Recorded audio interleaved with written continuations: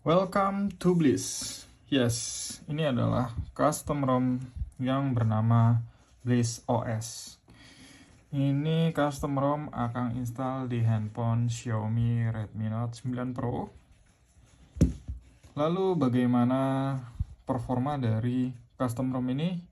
Yuk langsung saja mulai reviewnya.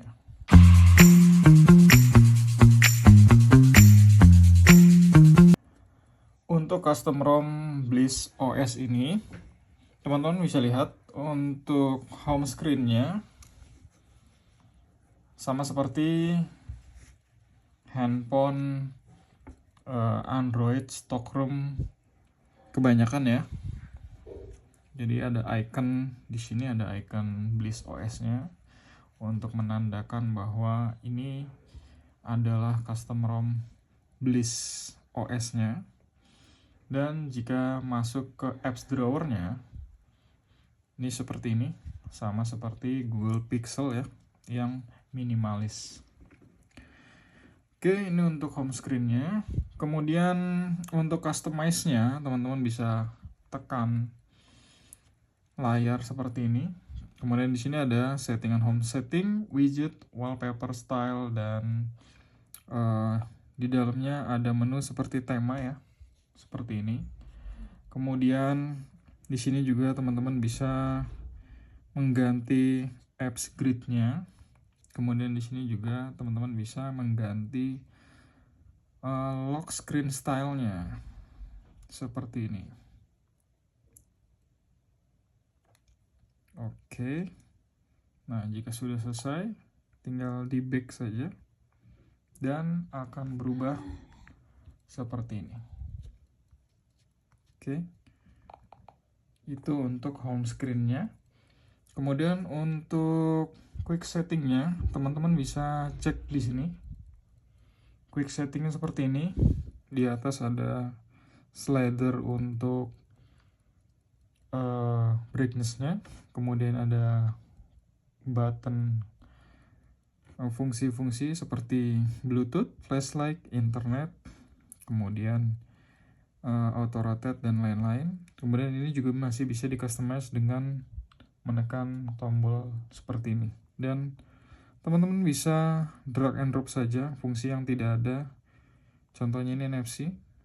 Kita taruh atas agar terlihat di quick setting yang ada di sini, agar lebih mudah untuk mengaktifkan atau menonaktifkan fungsi si NFC ini. Kemudian di bawah ada tombol setting dan tombol power. Dan di sini ada informasi ya. 0,91 GB terpakai. Oke, yang tadi adalah dari menu quick settingnya.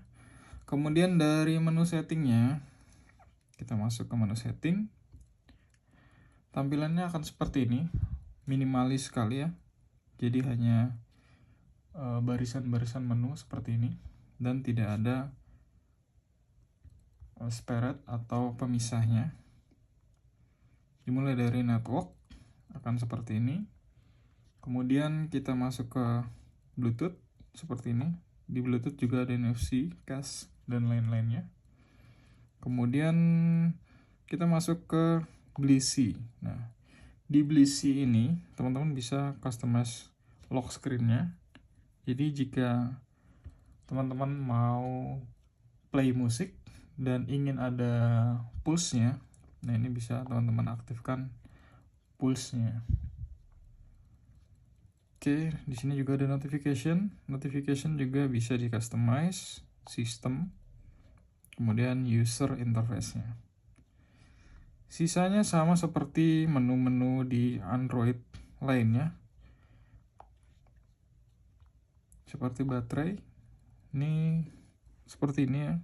Kemudian storage. Storage juga ada storage manager-nya. Jadi ada file yang temporary, ini bisa di delete otomatis setelah 30 hari.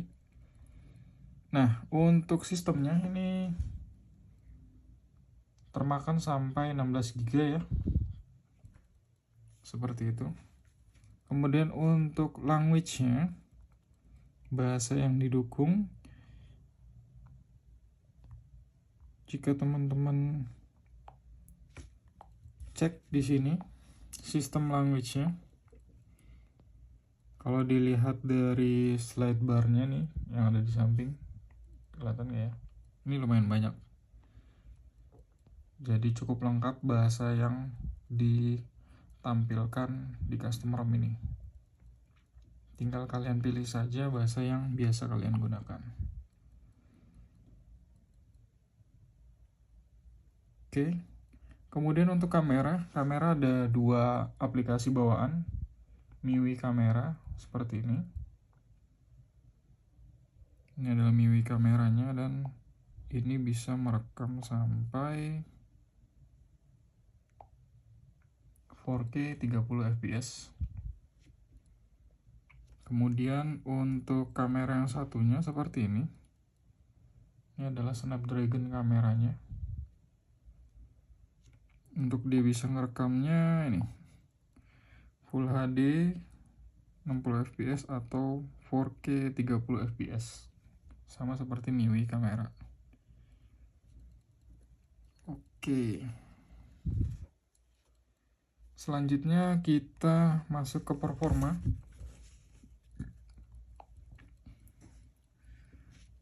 Untuk performanya, custom ROM ini mendapat poin sampai 395.744 dengan detailnya seperti ini. CPU-nya segini, GPU-nya segini, memori segini, dan UX-nya 10 ribuan. Seperti itu. Kemudian untuk charging test. Di charging test ini barusan Akang coba ya. Jadi powernya itu masuk cuma 5 watt. Jadi agak lambat. Padahal dia support sampai 33 watt. Itu adalah bug yang Akang rasa paling mengganggu ya. Jadi harusnya bisa ngecas cepat, ini tidak bisa ngecas cepat. Oke. Kemudian untuk fungsi banking seperti Brimo, ini bisa ya, tinggal masukin aja akunnya. BCA Mobile juga bisa. Kemudian Livin. Untuk Livin juga aman ya, tidak ada notifikasi bahwa customer ROM ini sudah di-root seperti itu. Kemudian untuk WhatsApp, biasanya ada yang nanya ini di kolom komentar, oke apa enggak? Nah ini WhatsApp-nya sudah oke. Oh iya, basic dari custom ROM ini adalah Android 15 guys. Nah ini Android 15 ya. Jadi Android paling baru di tahun 2024 ini. Oke. Kemudian untuk gaming seperti Mobile Legends,